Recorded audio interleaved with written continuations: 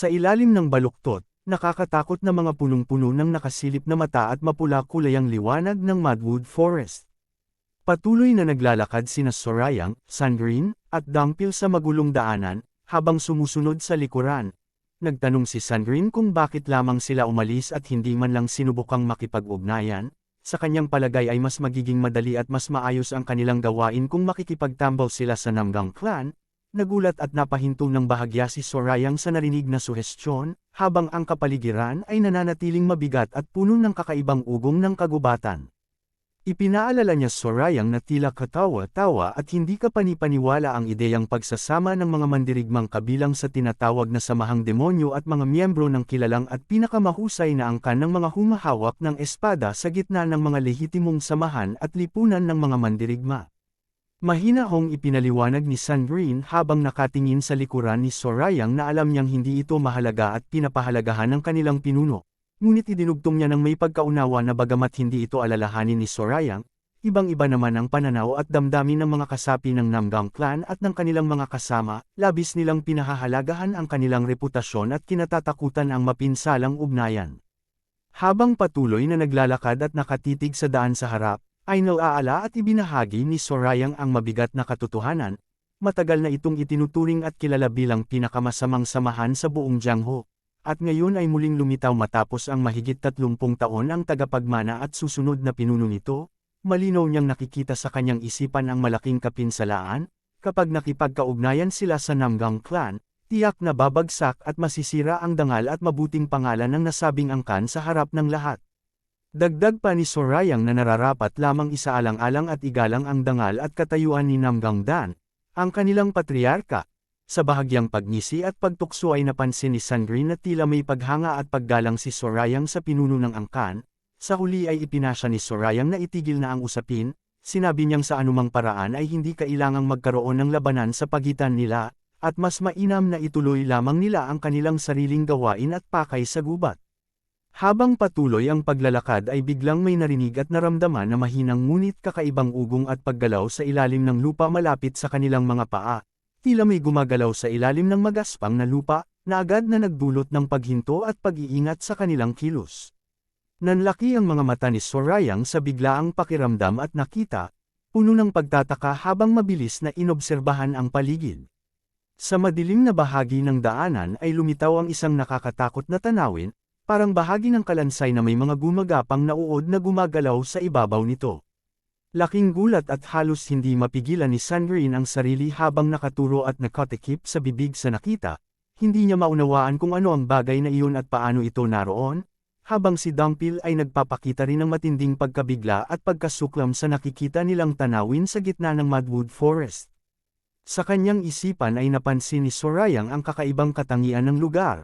May amoy ng dugo, ngunit walang bakas ng karaniwang death chi ng kamatayan na karaniwang kasama ng mga labi ng mga namatay. Sa pagtingin ni Sorayang ay biglang namutla ang kanyang mukha at tumulo ang butil na pawis sa kanyang pisngi habang hindi makapaniwala sa nakita. Sa kanyang isipan ay napagtanto niya ang nakakatakot na katotohanan, ang tanawing ito ay pamilyar sa kanya, tila nakita na niya ito noon pa man sa kanyang mga panaginip. Sa mas malawak na tanawin ay nakita nila ang buong lawak ng puok, nakakalat sa lupa at sa pagitan ng mga baluktot at tila buhay na mga ugat ng puno ang maraming kalansay at katawan ng mga mandirigma. Sa matinding gulat at pagkabigla ay malinaw na napagtanto ni Sorayang na ito mismo ang eksaktong tagpo at pangyayaring nakita niya sa kanyang mga panaginip noon pa man, at narito na ito sa harap ng kanyang mga mata bilang katotohanan. Sa iglap ay biglang yumanig ng matindi ang lupa at ang buong kapaligiran, kasabay ng matitinding ugon.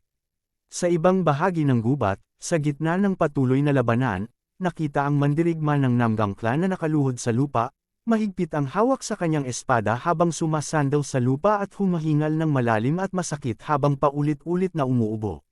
Sa harap niya ay nakatayo ang nilalang habang tumatawa sa nakakakilabot na paraan, sa pamamagitan ng kanyang mga kilos at salita ay ipinakita nito ang matinding paghamon. Sinabi niya sa dami ng ipinagmamalaki at salitang narinig nito mula sa angkan, iyon lamang pala ang tunay na kakayahan at lakas na maibibigay ng disciple sa harap ng tunay na pagsubok. Habang nakangiti, ibinahagi ng nilalang ang masakit na katotohanan, na katulad ng disciples ito, Ang iba pang mga kasama at naunang dumating ay minaliit at hindi pinahalagahan ng tunay na kapangyarihan at kalupitan ng Madwood Forest, dahil sa kanilang kapabayaan ay napunta sila sa parehong kapalaran at naging pataba at pagkain ng mga puno at halaman ng gubat na ito. Habang nagninangas at naglalabas ng chi sa kanyang palad, muling nagbanta ang nilalang na ibibigay din ito ang parehong masaklap at nakakatakot na kapalaran sa kasalukuyang kaharap. Sa harap ng matinding banta, tumingin lamang ang disciple sa kanyang kaharapan habang hinihingal sa pagod. Sa iglap ay naramdaman ng nilalang ang panganib na biglang lumitaw sa kanyang likuran na kaagad niya lanilingan, habang nanlaki ang kanyang mga mata sa biglaang panganib. Sa buong lakas at bilis ay sumugod ang isa pang mandirigma ng Namgang clan habang sumisigaw ng utos na huminto, habang kumikislap ng matalas at nagniningning ang talam ng kanyang espada at pinakawala ng aura blade patungo sa nilalang. Dumaan ito ng mabilis sa harap ng nilalang at tumama ng direkta sa leeg. Malinaw na nakita ang epekto ng hampas, tumagos at humiwol ng malalim ang talam sa leeg at itaas na bahagi ng katawan ng nilalang, tumalsik ang dugo at lumipad ang piraso ng laman. Agad na lumapit at inalaya ng bagong dumating ang nasugatan at halos bumagsak na pinuno ng pangkat na si Seongyeon, habang puno ng pag-aalala na tinanong nito kung maayos pa ba ang kalagayan ng kanyang pinuno. Mahinang tinawag ng pinuno ang pangalan ni Seongyeon, at agad na inutusan itong umalis at lisanin agad ang lugar. Pinaliwang ng pinuno kay Seongyeon ang kanyang utos na sinabihan niya itong tumakas at ibalita agad kay Namgangdan, ang patriarka, ang nangyari, dahil malinaw na nakikita at naramdaman niyang hindi kayang harapin at talunin ng kanilang pangkat ang mga ganitong uri ng kalaban sa sarili nilang lakas lamang. Habang nagsasalita ay unti-unting gumalaw ng kusa ang sugat na tinamo ng nilalang at malinaw na nakita ang katotohanan sa isipan at paningin ng mga nakamasid na ito ay hindi karaniwang nilalang ng tao, kundi isang bagay na kakaiba at nakakatakot na hindi nabibilang sa karaniwang kalikasan. Sa kabila ng matinding hiwa at pinsala ay muling tumayo at humarap ang nilalang habang tumatawa ng nakakakilabot at puno ng pangungutya.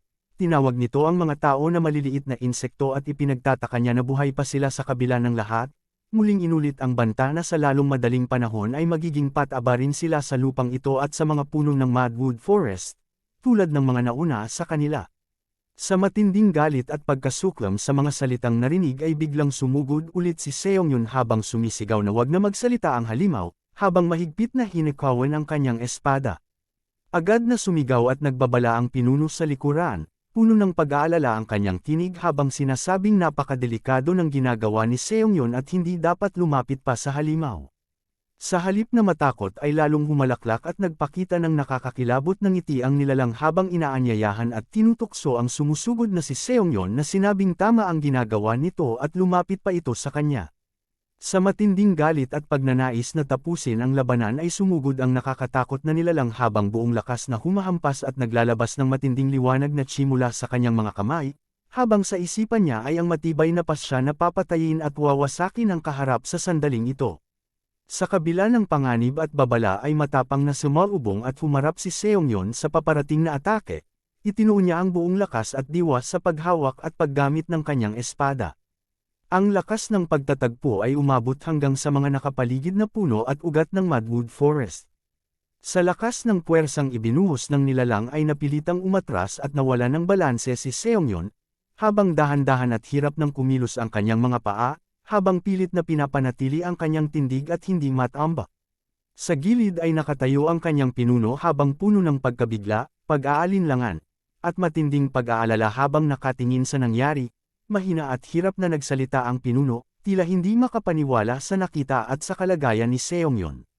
Sa huli ay hindi na nakayanan ng katawan ni Seongyeon ang bigat at pinsalang natamo, bigla siyang lumuhad at tuluyang bumagsak sa lupa, at agad na sumigaw at tinawag ng pinuno ang kanyang pangalan ng may matinding takot. Muling umalaklak at nagsalita ang nilalang ng may labis na pangungutya, sa pananaw niya ay matagal na mula noong nakatagpo ito ng biktimang ganito kalusog, malakas, at puno ng lakas, bagay na sa tingin nito ay napakamasustansya at kapakipakinabang para sa gubat at sa sarili niyang kalikasan. Nakita ang pagbagsak at paghiga ni Seongyeon sa lupa habang hirap na humihinga at halos hindi na gumagalaw, habang ang liwanag at ugat ng gubat ay tila dahan-daang kumikilos at bumabalot sa paligid ng kanyang katawan. Habang naghanda ang pinuno sa papalapit na nilalan, habang pautol-utol na nagsalita ang pinyuni na hindi siya makapaniwala sa nangyari, habang sa harap ay nakatayo ng tuwid at puno ng liwanag ang nilalang na sinabing nagpapasalamat siya sa pagpili at pagdalo ng mga kasapi ng Namgang clan sa lugar na ito. Tumayo ng matatag at puno ng nakakakilabot na kapayapaan ang nilalang habang nakabuka ang mga bisig at nagniningning ang liwanag sa paligid nito.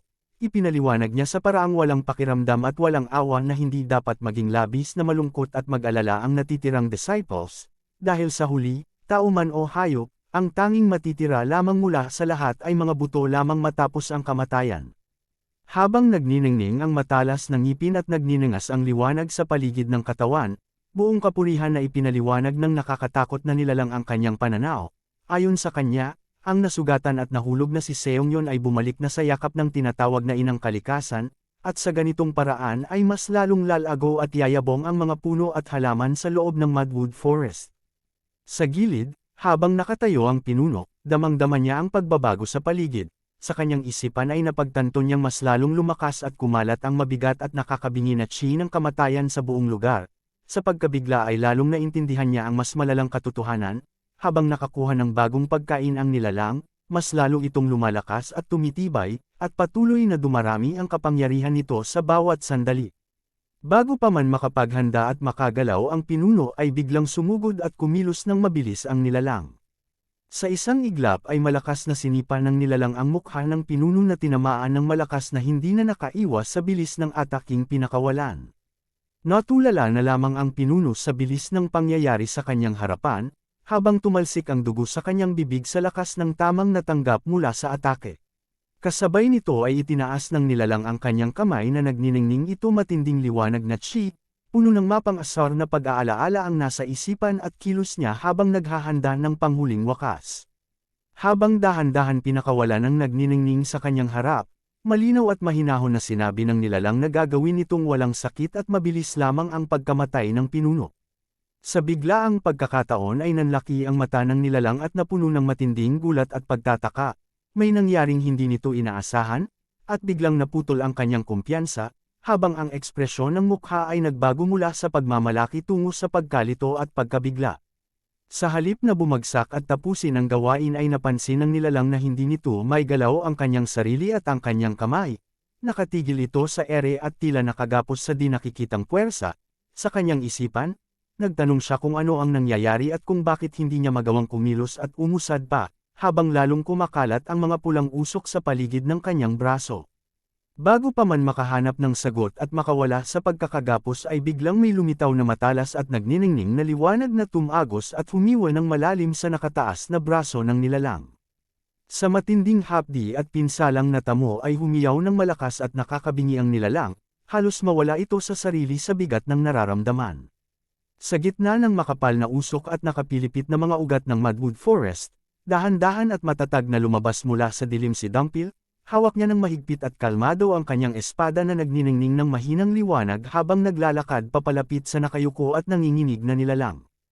Habang nakatayo ng walang takot, tinitigan ni Dumpil ang nilalang mula ulo hanggang paa ng may matalas na pagsusuri, biglang sumigaw ang nilalang kung sino ba sila.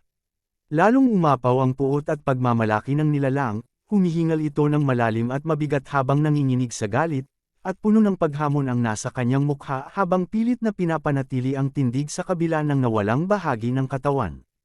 Sa iglap ay bigla itong kumilos at sumugod ng mabilis na tumalsik ang alikabok at mga piraso ng lupa mula sa lupa habang humahampas ang hangin sa lakas ng pagkilos, nagdulot ng matalas na ugong na tumagos sa buong paligid ng gubat. Sa halip na umatras ay nanatiling kalmado at matalas ang paningin ni Dumpil habang inobserbahan ang bawat hakbang at paggalaw ng paparating na nilalang. Sa kanyang isipan ay napansin niya na tila kakaiba at hindi karaniwan ang paraan ng pagtayo at pagkilos at teknik ng paghakbang na ginagamit ng nilalang, kakaiba, hindi maayos, ngunit mabilis at mapanganib pa rin. Habang nasa ere at puno ng puot ay ibinuhos ng nilalang ang natitirang lakas at kapangyarihan sa isang malakas na paghampas at pagputok ng chi, sumisigaw ito ng utos na mamatay na si Dumpil, habang ang alon ng puwersa ay humahampas sa lupa, nagdulot ng pagkakalat ng mga piraso ng alikabok sa paligid. Sa matinding gulat ay nanlaki ang mga mata ng nilalang, sa kanyang palagay ay siguradong tatama at tatapos na ang labanan, ngunit sa halip ay nakita niyang napalampas lamang ito at naiwasan ni Dumpil.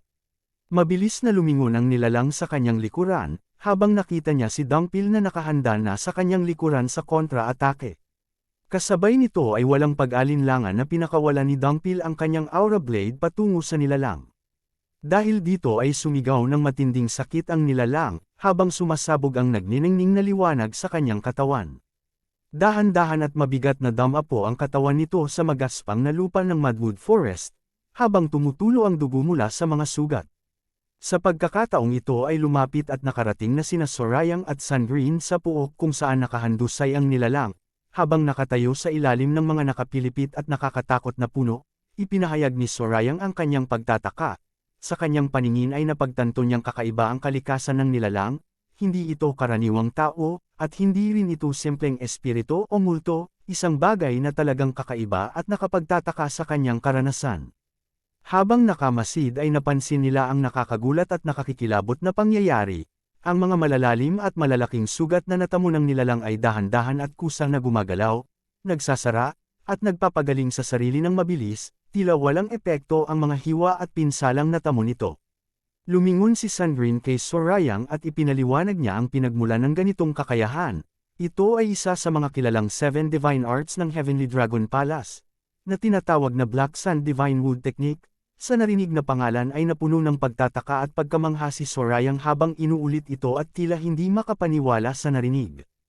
Habang nakahiga at nagsusumikap na makabawi, napagtanto ni Sandrine na ang bilis at antas ng paggaling nito ay labis at tila hindi makatotohanan, bagay na madalas lamang mabasa at marinig sa mga alamat at kwento tungkol sa mga tinatawag na Jiangshi, o mga nilalang na namatay ngunit gumagalaw pa rin at may matinding tibay at kakayahang bumawi mula sa pinsala. Sumang-ayon si Sorayang habang nakatingin ng maigi, tama ang hinala, bagamat maituturing na ganito ang kalikasan nito, tila mas matibay at mas kahanga-hanga pa ang kakayahan ng nilalang na ito kumpara sa mga karaniwang Jiangshi na kilala sa mga kwento at kasaysayan. Gayunpaman, ipinaliwanag niya na mas mahalaga at mas kinababahala siya sa ibang bagay, hindi lamang kung ano at anong uri ito, kundi kung nasaan nagtatago ang iba pang mga kasama at kapareha ng nilalang na ito sa malawak na gubat na ito. Habang lalong lumalalim ang tingin at nagbabago ang ekspresyon ng mukha ni Sorayang, masidi at matalas niyang itinanong sa nilalang kung saan nagtatago at naroon ang iba pa nitong mga kasamang Jiangshi, habang nagniningning ang kanyang mga mata na puno ng matinding pagnanais na malaman ang katotohanan. Lumapit ang tanawin sa loob ng Madwood Forest. Sa gitna ng mapula at maulap na kapaligiran ng Madwood Forest, mabilis at sabay-sabay na tumakbo at umusad sina Sorayang, Dumpil, at Sandrine, sa makipot at magaspang na daanan sa pagitan ng mga nakapilipit at nakakatakot na puno. Habang tumatakbo ay napansin ni Dumpil ang kalagayan ni Sorayang, sa kanyang paningin ay tila anumang sandali ay maaaring bumagsak at matamba ito dahil sa pagod at pinsalang natamo. Ngunit sa halip na magalit ay binigyan siya ni Sorayang ng mapagbiro at mahinahong sagot, na nagsasabing nakakagulat at tila masyadong mabait para sa isang demonic martial artist ang magpakita ng pag-aalala sa isang mandirigmang kabilang sa kilalang angkan ng mga humahawak ng espada na Namgang clan. Sa narinig na biro ay bahagyang nahiya at ipinaliwanag ni Dumpil sa kanyang sariling paraan, sa kanyang karanasan at pakikitungo ay tila nag-iwan ng mabuti at malalim na impresyon sa kanya ang mga tao at prinsipyo ng angkan na ito, kaya naman naging ganoon ang kanyang damdamin at pag-uugali, kahit pa magkaiba sila ng pinagmulan at daanan sa Jiangho. Sa sandaling huminto sila at nagkaroon ng pagkakataong magkausap, humarap at nagsalita ng may labis na pagpapakumbaba at paggalang ang nakaligtas na panuno ng Namgang clan, binanggit niya na iniligtas ng mga ito ang kanyang buhay at labis siyang nagpapasalamat, kinilala rin niya na naiwan siyang may malaking utang na loob na sa tingin niya ay hindi niya kailanman mababayaran at mapapantayan sa anumang paraan. Mahinahon at diretsyong humarap si Sorayang habang ipinakilala ang kanyang tunay na kalagayan. Itininanong niya kung magbabago ba ang damdamin at pananaw ng pinuno kung malalaman nito na siya ay kabilang sa mga itinuturing na demonic martial artist, mga kasapi ng mga samahang itinuturing na masama at salungat sa karaniwang lipunan ng mga mandirigma. Sa narinig na pagpapakilala ay laking gulat at halos hindi makapaniwala ang pinuno habang inuulit ang salitang ito. Agad na ipinaliwanag ni Sorayang ang mahalagang bagay. Dapat itong ipaalam at ibalita agad kay Namgang Dan, ang patriarka ng angkan, at ipinaliwanag pa niya ang dahilan. Ang uri at kalikasan ng kanilang chi ay magkasalungat at magkalaban, kaya't kung susubukan man niyang tumulong at magbigay ng lakas, tiyak na lalo lamang makakasama at makapinsala ito sa katawan ng pinuno sa halip na makatulong. Sa pagtataka ay itinanong ng pinuno kung nakita at nakilala ba nila ang mismong patriarka, at maikli at malinaw na sumagot si Sorayang na nakatagpo nila ito kanina pa lamang, idinugtong pa niya upang magbigay ng kapanatagan na wala silang balak makipaglaban at makipaggulo sa angkan, kaya't hindi kailangang matakot at mag-alala ng labis. Tinawag ni Dangpil si Sorayang bilang young leader at pinaalalahanan itong oras na upang umalis na at magpatuloy sa kanilang paglalakbay. Bago tuluyang umalis ay nag-iwan ng huling mensahe si Sorayang para sa pinuno, na sabihin niya na humihingi siya ng paumanhin dahil naunahan na sila sa pagdating at pagkilos sa pook na ito. Naiwan ang pinuno na nakatayo at puno ng pagkalito at pagtataka sa mga narinig, habang unti-unting lumalayo ang grupo sa masalimuot na daanan ng gubat, at tila marami pa ring tanong at bagay na hindi niya lubusang maunawaan sa nangyari. Sa isipan at habang patuloy ang paglalakbay ay nalaala at napagtanto ni Sorayang ang karaniwang sinasabi ng mga tao tungkol kay Namgangdan, na tila masyadong mahinahon at malambot ang ugali nito, ngunit sa kanyang sariling karanasan at nakita ay napatunayan niyang sa likod ng panlabas na anyong ito ay nakatago ang tunay na lakas, kakayahan, at halaga ng isang tunay at dakilang pinuno. Habang patuloy silang mabilis na sumusulong sa mapula at maalikabok na daanan ng Madwood Forest, ibinahagi ni Sorayang ang kanyang pagkilala. Ayon sa kanya, si Namgangdan ay tunay na swordsman, hindi lamang dahil sa lakas kundi sa diwa at prinsipyong taglay nito. Sinundan niya ng pagsang-ayon at paliwanag. Ang mga kasapi ng buong Namgang clan ay hindi rin malayo sa kanyang katangian, sapagkat lahat sila ay lumaki at hinubog sa ilalim ng pamamahala at impluwensya ng ganitong uri ng pinuno. Sa narinig na mga salita ay napuno ng pagkamangha at paghanga si Sandrine, at ipinahayag niya na talagang kahanga-hanga at kakaibang bagay ito. Nang mapansin ito, nagtaka rin si Sandrine ng sandali at nagtanong kung bakit alam ni Sorayang ang lahat ng ito, at kung ibinahagi ba ito sa kanya ni Gang Yachi, o kung paano niya nalaman ang mga detalyeng ito.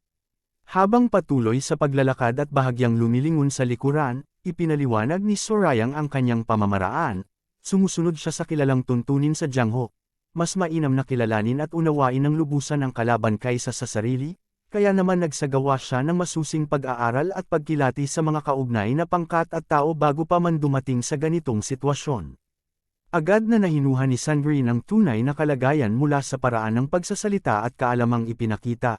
Sa kanyang pananaw ay hindi ito mukhang simpleng pag-aaral lamang at pangangalap ng impormasyon, tila mas malalim pa ito. Parang matagal na silang magkakilala at magkasama ng personal. Sa isipan naman ni Sorayang ay napansin niya ang talas ng isipan ni Sandrine at naisip na napakatalino at mabilis makapag-isip ito. Huminto sila sa isang bahagi ng gubat na tila walang natatanging bagay. Sa kabila nito ay napagtanto ni Sandrine, bagamat walang makitang kakaiba, na ito ang tiyak na puok na tinutukoy ng nilalang. Habang nakatitig sa nakahiga at hirap na huminga na nilalang, napagtanto ni Sorayang na tila nagsasabi ito nagsisinungaling noong kanilang itong tinanong. Lumapit si Sorayang at tumayo ng tuwid sa harap ng nilalang habang inuutos itong bumangon at sumagot. Malinaw niyang tinanong ito kung ito ba talaga ang tiyak na lugar na tinutukoy nito. Habang nakatayo ay biglang naramdaman at narinig ang mahinang pag-ugong at paggalaw mula sa mismong lupa sa ilalim ng kanilang mga paa. May lumabas na usok mula sa mga bitik at dahan-daang pagkilos ng lupa, na agad na nagdulot ng paghinto at pag-ingat sa kilos ng bawat isa sa kanila. Sa iglap ay nanlaki ang mata ni Sorayang at napuno ng matalas na pag-obserba, may hindi inaasahang bagay na nagaganap sa mismong lugar na ito. Sa gitna ng makapal na usok, biglang umusbong mula sa lupa, dahan-daang lumitaw at tumayo sa harap nila ang isang napakakatakot at pangit na nilalang, may mahahabang buhok na nakalaylay, balat na kulay abong lila at puno ng mga peklat at sugat, at matatalim na ngipin na nakangisi ng nakakakilabot habang humahampas ang hangin sa paligid nito. Sa malamig at matigas na tinig ay tinanong nito kung sino sila. Sa paningin ni Dangpil at Sandrine ay agad na naramdaman ang matinding pagkasuklam at hindi kaaya-ayang pakiramdam habang nakatingin sa anyong nito, hindi may kakaila ang nakakadiring itsura at mabigat na pakiramdam na dala ng presensya ng nilalang na ito sa gitna ng Madwood Forest. Sa kanyang matalas na paningin at karanasan ay hindi makapaniwala at nagtaka si Sorayang habang masusing tumitig. Sa kanyang isipan ay napagtanto niya na tila totoo at higit pa sa karaniwang paglalarawan ang mga ito ay talagang kabilang sa uri ng mga Jiangshi, mga nilalang na namatay ngunit nananatiling gumagalaw at may kapangyarihan. Habang itinuturo ang isa sa mga daliri at naglalabas ng maitim na usok mula sa kanyang kamay, mariin at puno ng puot na sinabi ng nilalang na malaking paglabag ang pagpasok nila sa tahanan at nasasakupan ng Heavenly Dragon Palace ng walang problem at pahintulot, idinugtong pa nito ng walang pag-aalinlangan na huwag na nilang isiping makakalabas pa sila ng buhay mula sa lugar na ito. Bago pa man makasagot at makahanda ang sinuman ay bigla kumilos ang nilalang sa kanilang likuran. Kasabay nito ay lalong nagniningning at nagliliwanag sa matinding pula ang mga mata ng nilalang. Sa iglap ay naramdaman ni Sorayang ang panganib sa likuran ni Sandrine, kasabay nito ay mabilis siyang sumigaw ng malakas at puno ng takot, habang tinatawag ang pangalan ni Sandrine. Sa sandaling narinig ang tawag at nakita ang paparating na panganib ay nanlaki ang mga mata ni Sandrine at napuno ng gulat at pagkabigla. Halos hindi niya maunawaan ang bilis ng pangyayari habang ang matinding liwanag ay bumabalot sa kanyang paningin. Sa susunod na sandali ay sumabog ang matinding liwanag at alon ng puwersa sa pagitan nila. Tumalsik ang mga bato, piraso ng kahoy, at alikabok sa malalayong bahagi ng gubat habang kumalat ang nakabubulag na ningning at malakas na ugong na yumanig sa buong paligid. Nang hamupa ang ningning ay napalitan ito ng makapal na usok at alikabok na bumabalot sa buong lugar. Habang dahan-daw ang humuhupa ang makapal na usok at alikabok na bumabalot sa paligid, kitang-kita sa mukha ni Sandrine ang matinding pagkalito at may butil ng pawis na dumadaloy sa kanyang noo, habang nakatingin sa paligid, tila hindi niya lubusang maunawaan kung ano ang nangyari at kung paano siya nakaligtas sa biglaang pagtama. Sa sandaling iyon ay nakita ang mabilis at matatag na pagkilos ng mga kamay, itinaas at iniharap ni Sorayang ang mga palad, naglalabas ng nagniningning na alon ng chi at puwersa na nagtulak sa paligid at nagprotekta sa kanila. Sa gitna ng kaguluhan ay malakas na tinawag ni Dungpil si Sorayang bilang young leader, puno ng pagmamadali, habang nag-aalala kung ayos lang ito. Sa gitna ng nangyayari, nanatiling matalas at matatag ang paningin ni Sorayang, walang bakas ng takot at pag-aalinlangan, kundi tiyak at matalas na nakatuon sa nilalang. Sa paningin ni Sorayang ay walang halaga at kaina-hina lamang ang ginawa nila, habang hawak at pinagagalaw ang nagniningning at makapal na chi sa kanyang palad, ipinakita nito ang matinding paghamak at tinawag ni Sorayang ang nilalang na walang kabuluhan at parang mga palaro lamang na walang saysay sa harap ng tunay na kapangyarihan. Sa susunod na iglap ay napalitan ng matinding pagtataka at hindi paniniwala ang pagmamalaki sa mukha ng nilalang. Nanlaki ang kanyang mata at nanginginig ang kanyang tindig habang hindi maunawaan ang biglaang pagbabago at paglakas ng puwersang inilabas ni Sorayang, tila hindi niya akalaing na makakayanan ni Sorayang ang kanyang palihim na atake. Buong lakas at buong diwa na ibinuhos ni Sorayang ang kanyang pinakamalakas at kilalang pamamaraan, ang Heavenly Demon Lightning Bolt Fist, na nagdulot ng matinding pag-alab ng kulay berde liwanag at bagyo na humahampas sa lahat ng direksyon. Sa lakas ng pagtama ay tuluyang nawala at naglaho ang anyo ng nilalang, pam-aire piraso at naglaho ito kasabay ng makapal na usok at alikabok na sumabog sa paligid. Nang hamupa ang lahat at lumino ang paligid ay nakita si Sorayang na nakatayo ng tuwid at matatag, nakaunat ang kanyang kamao na pinagmulan ng lakas, habang ang mga huling piraso ng usok ay dahan-dahang humihiwalay sa kanyang paligid.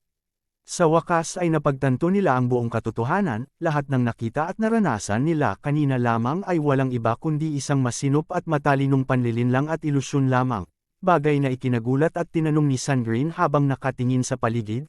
Kinilala ni Sorayang na bagamat gawa-gawa lamang ito, napakalapit nito sa tunay na pakiramdam at mayroon pa itong sariling buhay at daloy ng life chi, kaya't kinikilala niya ang husay at pagsisikap ng mga gumawa nito.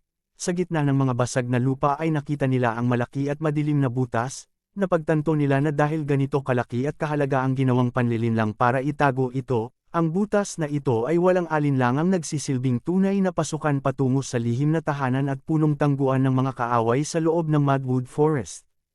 Habang nakatayo sa gilid ng malaking hukay at tinititigan ang malalim na bunganga nito, napagtanto ni Sorayang sa kanyang sariling pag-iisip na ang tinatawag nilang illusory maze formation ay mas matibay, mas masalimuot, at mas makapangyarihan kaysa sa inaakala at inaasahan niya noong una pa lamang. Idinugtong niya sa kanyang isipan na sa katotohanan, tila ang buong gubat na ito, ang Madwood Forest, ay halos nasa ilalim ng ganap na sakop at pamamahala ng kapangyarihan at mga sistema ng Heavenly Dragon Palace. Sa sandaling iyon ay dumaan sa kanyang isipan ang pagkilala sa sariling pagkakamali. Kinilala niya na hindi niya lubusang inasahan at naisip ang tunay na laki at kalaliman ng kakayahan at lakas ng grupong ito, kaya't masasabing minaliit niya ang kanilang galing at kapangyarihan. Habang nakadungaw silang tatlo sa gilid ng hukay, namangha si Sandrine, habang nakikita kung gaano kalalim at tila walang katapusan ang bumabang pasukan. Nagtaka si Sorayang kung ano nga ba ang ginagawa at pinagkakaabalahan ng mga kalaban sa loob ng napakalalim na bahaging ito ng lupa. Ibinahagi ni Sandrine ang mga impormasyong natutunan niya mula sa kanyang ama, at sinimulan niyang ipaliwanag ang tunay na kalikasan ng gawaing ito. Malinaw na ibinahagi ni Sandrine ang kanyang hinuha, ayon sa mga kaalamang natanggap niya. Dito mismo sa lugar na ito isinasagawa at isinasanay ang tinatawag nilang Seven Luminaries, Assembly Arts. Sa narinig na pangalan ay napuno ng pagtataka si Sorayang at nagtanong tungkol sa kahulugan at kalikasan nito, dahil hindi pa niya ito narinig at lubusang nakilala noon pa man. Upang mas maunawaan ito ay ipinaliwanag ni Sandrine ang pangunahing pundasyon ng lahat ng Seven Divine Arts ng Heavenly Dragon Palace. Lahat ito ay hinango at nakabatay sa 5 pangunahing elemento: tubig, kahoy, apoy, lupa, at bakal, pati na rin sa balanse at ugnayan ng yin at yang na nagmumula sa araw at buwan. Gayunpaman ay idinagdag niya ang mahalagang tuntunin, maging ito man ay tungkol sa 5 elemento o sa yin at yang, anumang pamamaraan at sining ng pakikipaglaban na masyadong nakadikit at nakatuon lamang sa iisang bahagi at elemento ay tiyak na magkukulang at sa huli ay masisira at babagsak. Sa pagtingin sa nakaraang pangyayari at sa nakitang pag-uugali ng mga nilalang, lalong naging malinaw ang gamit ng ganitong pamamaraan. Ang Seven Luminaries, Assembly Arts ay ang mismong sining na ginagamit upang pigilan at harangan ang paglakas at paglago ng mga pader at hadlang, at ito rin ang nagsisilbing pangunahing paraan ng pagpapabagsak at pagkasira. Habang inaalala ang mga nakita nila sa labanan at ang paggamit ng Black Sand Divine Wood Technique ng mga nilalang, napagtanto ni Sandrine na ang mga kasanayang taglay ng mga gumagamit nito ay malinaw na nagpapakita ng direksyon at kalikasan ng kanilang kapangyarihan. Mula sa mga palatandaang ito ay naging malinaw ang kanyang hinuha, napakataas ang posibilidad na sa loob ng lugar na ito ay naroon at kumikilos ang isang matataas at mahusay na salamangkero ng elementong kahoy, na nakatayo sa gitna ng madilim at masalimuot na kapaligiran, nakabalot sa kapa at liwanag na kulay ginto habang nagpapatakbo ng chi sa paligid. Sa pagtatapos ng kanilang pagsusuri ay binigyang diin ni Sandrine ang katotohanang tiyak. Ang mismong lugar at kapaligirang ito ay nagbibigay ng malaking kalamangan at kapakinabangan sa mga kalaban, lalo pat kilala at subok na ang kanilang galing at kahusayan sa iba't ibang uri ng mahika at salamangka. Sa huling sandali ay tumingin si Sorayang ng matalas na tingin, alam na niya ang mga hamon at panganib na naghihintay sa ilalim, ngunit nananatili siyang handa at tiyak sa kanyang tungkulin. Naalala ni Sorayang ang kanyang panaginip na biglang lumitaw sa kanyang isipan ang mga katawan ni Naanghua, Sandrine, at Dangpil na nakahandusay sa lupa na napapaligiran ng magkakabuhol at makakapal na ugat na tila mga galami ng puno. At huling sinabi ng Demon Lord, matalas at matatag ang kanyang tingin habang ibinabato ang tanong kung kaya ba at kayang harapin ni Sorayang ang mabibigat na hamon at panganib na naghihintay sa kanila. Habang dahan-daw ang nagbabalik sa sarili, napagtanto ni Sorayang sa kanyang sariling pag-iisip na ang nakaraang karanasan at pangit na panaginip at ilusyong naranasan nila ay hindi karaniwan at simpleng panlilinlang lamang, kung hindi mas malalim ito at mas mapanganib kaysa sa inaakala niya. Sa kanyang isipan ay pinagtibay niya ang kanyang sarili na kailangan niyang manatiling laging handa at maingat, bagamat tila wala siyang makitang mas malakas pa sa kanya sa kasalukuyang lugar. May posibilidad na narito ang mga taong mas mapanganib at mas mapanlinlang pa, at kailangan niyang laging isipin at tandaan ang katotohanan ito sa bawat hakbang. Ibinigay ni Sorayang ang malinaw na utos kay Dangpil, siya ang mananatili at magbabantay sa pasukan at sa paligid ng hukay. Kung may sinumang lumabas mula sa butas na ito o kung may biglang lumitaw na kalaban, ito ang magiging pangunahing tungkulin at pananagutan ni Dangpil. Agad at may paggalang na sumagot si Dangpil na susunod siya at tatanggapin ang atas mula sa kanilang young leader. Matapos magtiyak ng bantay ay ibinahagi ni Sorayang ang kanyang pasya, siya at si Sandrine ang bababa sa ilalim upang alamin ang katotohanan. Sa narinig na pahayag ay nagpakita si Sandrine ng pagtataka at bahagyang pag-angal, tila nagugulat at nagtatanong kung bakit siya ulit ang kasama at kung bakit kailangan niyang sumama sa mapanganib na pagbaba. Sa harap ng pag-aalinlangan ay humarap si Sorayang ng tapat at matatag habang nagbibigay ng pangako, siniguro niya kay Sandrine na huwag itong mag-alala, dahil hinding-hindi niya hahayaang masaktan at mapahamak ang sinuman sa mga taong nasa ilalim ng kanyang pamumuno at pangangalaga. Sa narinig na pangako ay bahagyang namula ang mukha ni Sandrine at nagpakita ng pagkabigla at pagkainis. Binanggit niya na tila kakaiba at nakakagulat ang biglaang pagbabago ng ugali at pagiging malambing ni Sorayang, na tila hindi bagay sa karaniwang kilos nito, kaya't nagpahayag siya ng pagtataka at pagtutol sa ganitong paraan ng pakikipag-usap. Sa maikling palitan ng salita ay nagpasya na silang umusad, matapos ang maikling utos na umalis na sila, sabay na tumalon at bumaba sina Sorayang at Sandrine sa malalim at maulap na hukay, habang nakatayo sa gilid at nakamasid lamang si Dumpil habang naglalaho sila sa makapal na usok at dilim sa ibaba. Habang mabilis silang bumababa ay napansin ni Sorayang ang kakulangan sa kasanayan ni Sandrine.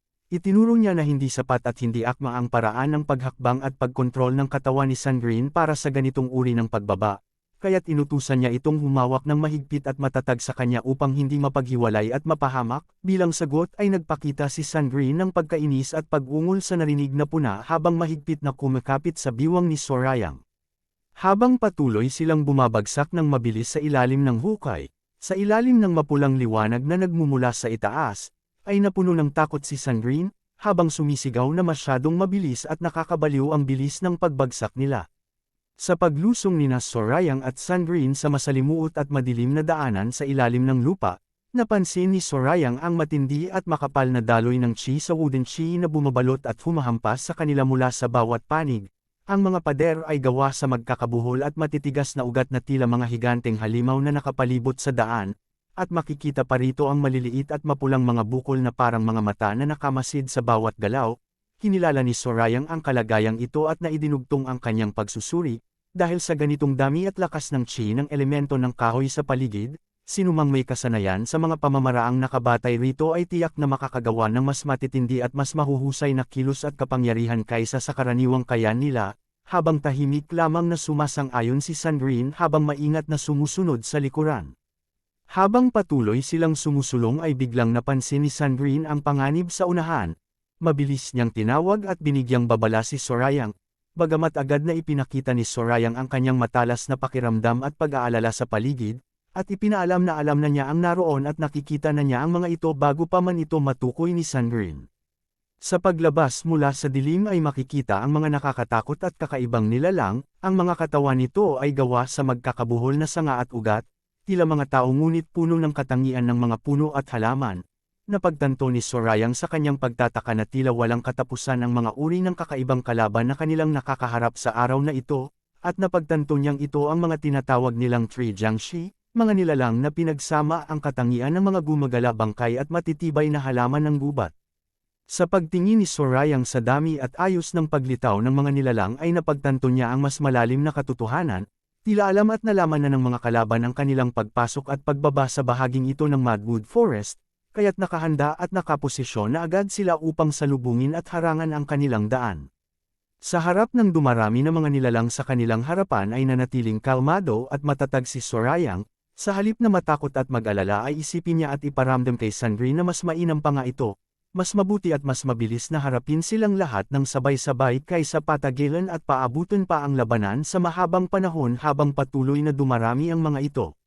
Habang humahawak ng mahigpit at naghahanda ng kanyang sarili ay mariin at matapang na tinawag at hinamon ni Sorayang ang mga nilalang, tinatawag silang mga nakatago at masungit na nilalang, at inanyayahan silang lumapit at sumalakay sa kanya kung kaya nila, habang nagniningning ang kanyang mga mata.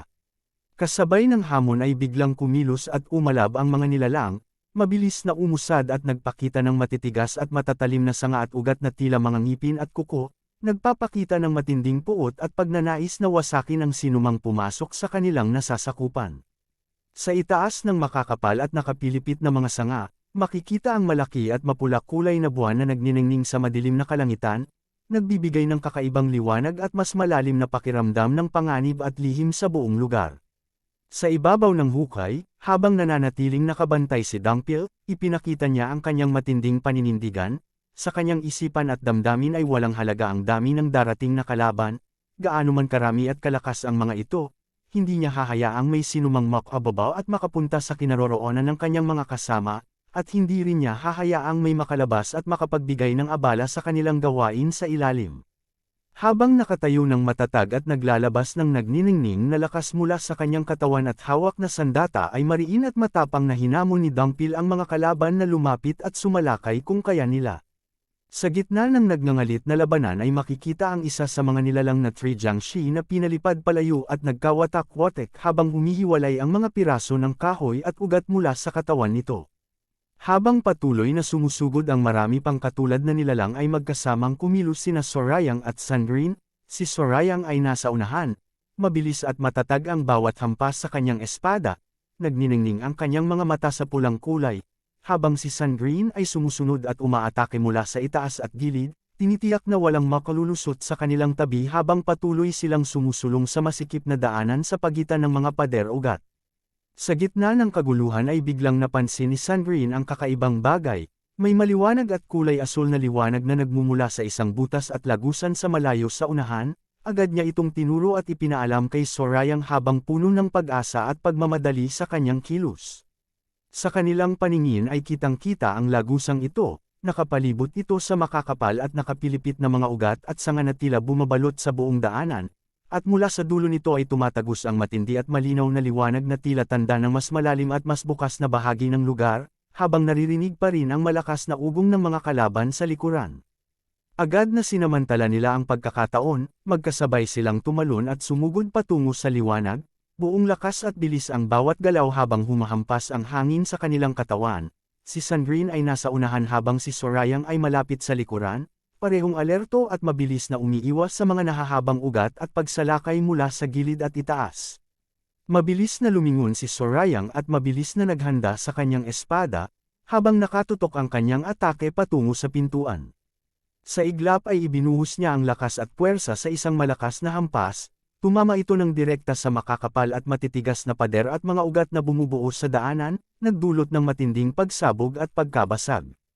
Kasunod ng pagtama ay biglang gumuho at bumagsak ang mga nakapalibot na ugat at lupa, bumara at nagsara ito ng lubusan sa lagusang galingan nila, naging siksik at matibay na harang na mahirap na mapasok at masundan agad ng mga sumusunod sa kanila. Nang hamupa ang alikabok at ugong ay makikita silang nakatayo sa mas ligtas na bahagi sa kabila ng bagong harang, ipinaliwanag ni Sorayang ng mahinahon at tiyak na tuluyan ng nakasarado at naputol ang daanan, kahit pasubukan ng mga kalaban, hindi sila makakasunod agad at kailangan pa nilang gumugol ng mahabang panahon at lakas upang mapasok muli ito. Sa narinig na pahayag ay napuno ng gulat si Sandrine habang nakatitig sa makapal na harang sa likuran nila. Ngunit sa paglingon nila sa paligid at sa mas malalim na bahagi ng lugar na kanilang napuntahan ay napalitan ng mas malalim na pagtataka at pagkabigla ang kanilang damdamin, hindi maunawaan ni Sorayang kung ano ang lahat ng ito at kung anong uri ng lugar at kababalaghan ang nasa harapan nila ngayon. Sa buong paligid ay naririnig ang mabagal at nakakabalisang tunog ng pagpatak ng dugo. Sa pagtuloy nina Sorayang at Sandrine ay narating nila ang pinakamalaki at pinakabuong bahagi ng ilalim na gubat. Nakatayo ito sa harap nila, isang dambuhalang haligi ng magkakabuhol at matitigas na ugat na bumababa mula sa itaas at bumubuo ng tila dambana. Sa gitna ng entablado na gawa sa bato ay may isang nakatungtong at tahimik na figure na nakabalot sa maitim na kapa. Habang sa paligid nito ay nakakalat ang mga nakahandusay na katawan at bakas ng dugo. Habang masusing nakaramdam na pagtanto ng figure ang mabigat at nakakakilabot na presensya, malinaw sa kanyang pakiramdam ang hangin at hininga ng isang kapangyarihang galing sa demonyo. Sa kanyang matalas na pakiramdam ay napansin niya ang kakaibang katangian, hindi ito karaniwang uri ng sining ng demonyo, may kasama itong matapang at tuyong amoy at daloy na kakaiba sa mga nakita niya noon. Dahan-daang lumingon at humarap ang nakakapa, at nakita ang matalas na mga mata sa ilalim ng talukbong. Tinanong nito ng malinaw at direkta kung si Sorayang ba ay isang tagapagsanay ng sining ng demonyo mula sa kilalang Heavenly Demon Divine Cult. Sa kabilang banda ay tinanong ni Sorayang si Sandrine kung ang ritual at gawaing ito ba ay ang tinutukoy nilang Seven Luminaries, Assembly Art, at sumagot si Sandrine na malaki ang posibilidad na ito nga iyon. Naniniwala rin siya na ang taong ito sa harapan nila ay walang iba kundi ang matataas na salamangkero at pinuno ng elementong kahoy na matagal na nilang hinala ang naririto. Habang masusing tinitingnan ang kilos at anyo ng nakakapa ay napansin ni Sandrine ang hindi maayos na kalagayan nito.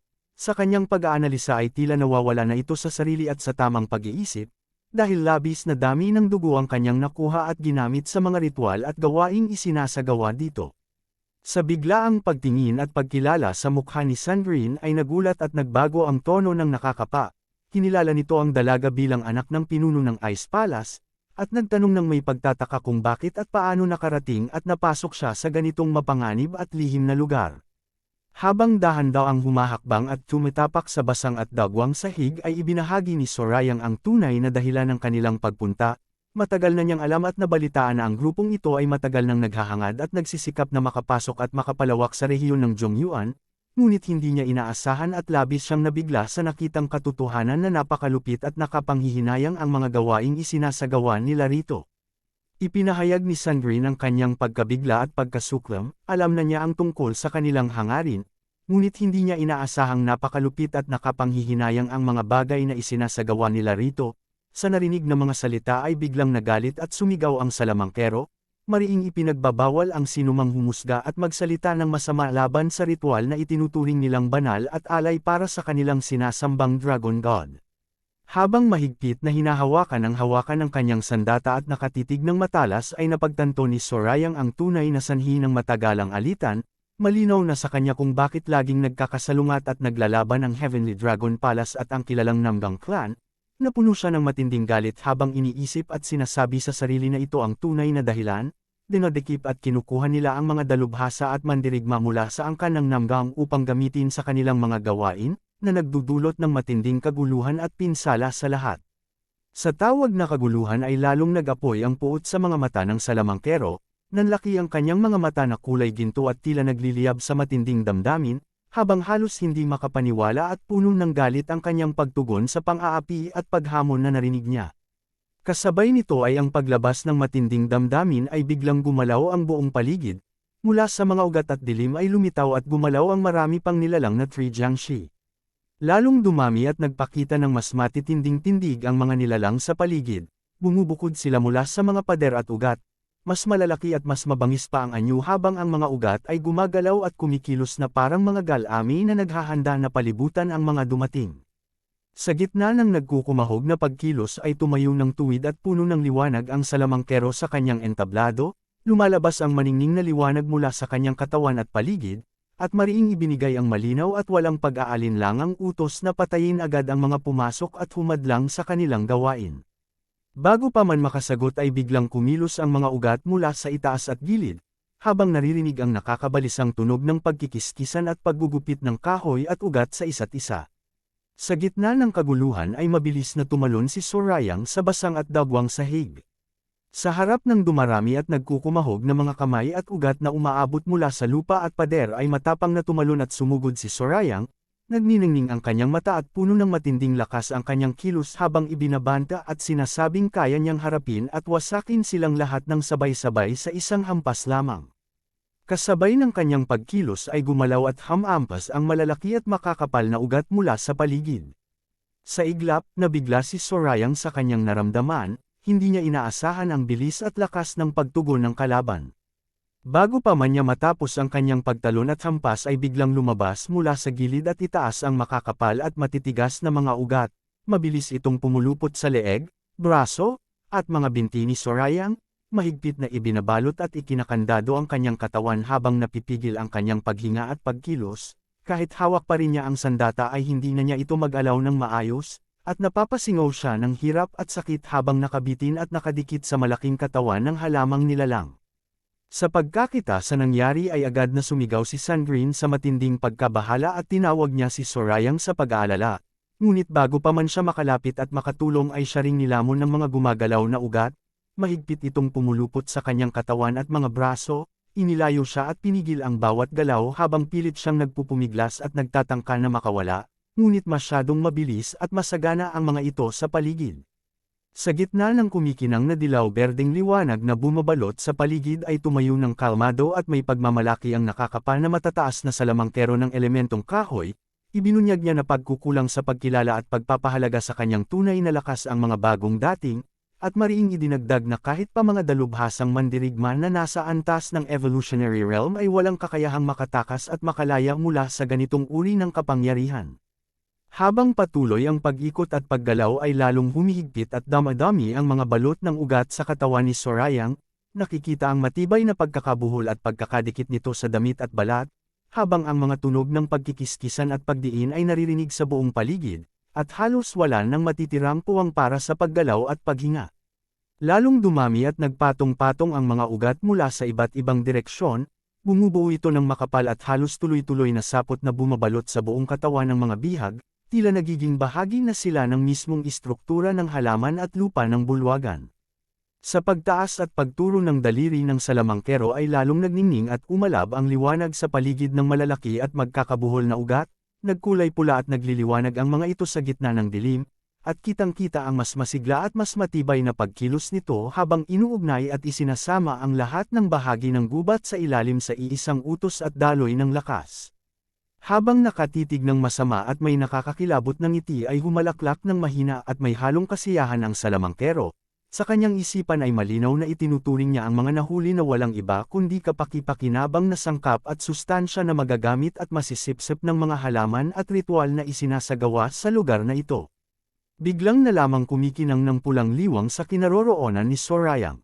Sa gitna ng matagumpay ay biglang napalitan ng matinding pagkabigla at pagtataka ang mukha ng salamangkero. Nanlaki ang kanyang mga mata na kulay ginto at puno ng pagdududa at gulat, tila may naramdaman siyang hindi inaasahan at hindi akma sa inaasahang takbo ng mga pangyayari.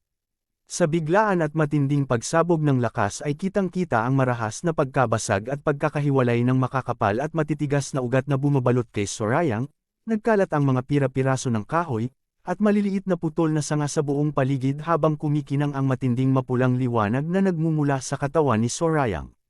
Sa gitna ng kumakalat na usok at mga nahuhulog na labi ay lumitaw si Sorayang, nakatayo siya ng matatag at nakalutang sa ere habang bumabalot sa kanya ang nagniningning na mapulang chi, mahigpit at matibay ang hawak niya sa kanyang sandata, at sa kanyang paningin ay naramdaman at ipinakita niya ang kakaibang pagkamangha at kasiyahan sa ganitong hamon at pangyayari.